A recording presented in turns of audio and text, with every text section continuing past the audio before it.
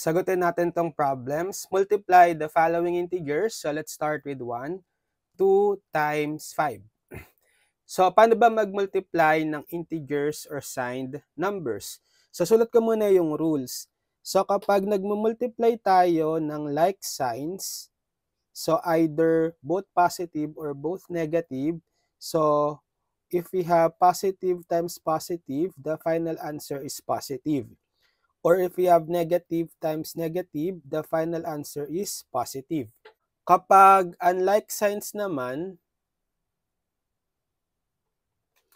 sabi sabihin magkaiba ng sign. Let's say isang positive, isang negative. So, positive times negative, negative.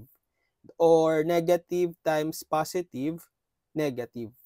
So, like signs, positive, unlike signs, negative. So, applying that rule here, for number 1, 2 times 5. So, pareho silang positive, right? Invisible sign, positive. So, multiply lang natin yung absolute value nila muna. Pag sinabing absolute value, disregard the signs. Just consider the actual number. So, 2 times 5, 10. And since pareho silang positive, like signs, the final answer should be positive 10 or simply 10. Number 2, negative 3 times negative 6. So, multiply muna natin yung mga number disregarding the signs. 3 times 6, 18. So, since pareho silang negative, like signs, the final answer should be positive 18 or simply 18. 3, 8 times negative 4. So, multiply muna natin yung absolute values. So, 8 times 4, 32.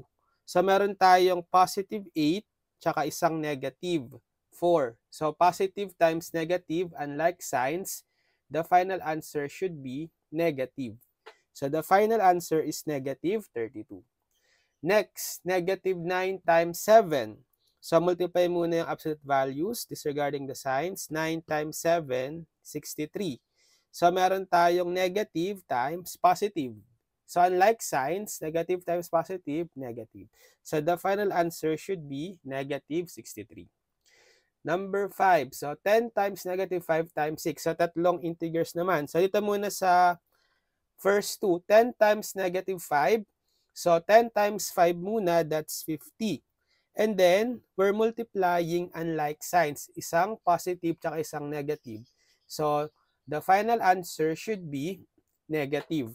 So, negative 50. Then, times 6 pa, right? So, multiply muna natin yung absolute value. 50 times 6, 300. So, meron tayong isang negative times isang positive. So, unlike signs ulit, negative times positive, negative. So, the final answer is negative 300. Okay, for number 6, so negative 2 times 3 times negative 4 times negative 5. So, dito muna sa first 2. So, multiply muna yung absolute values. 2 times 3, 6.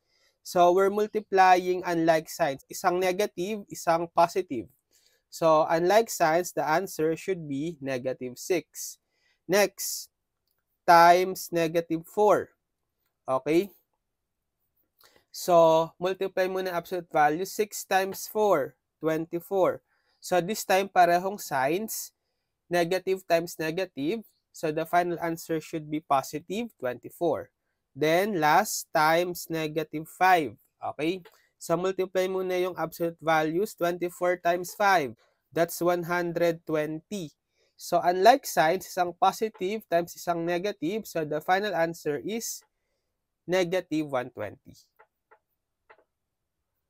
Okay, kayo naman, try nyong i-multiply itong integers na negative 5 times negative 3 times negative 4 times 6. And just comment your answers.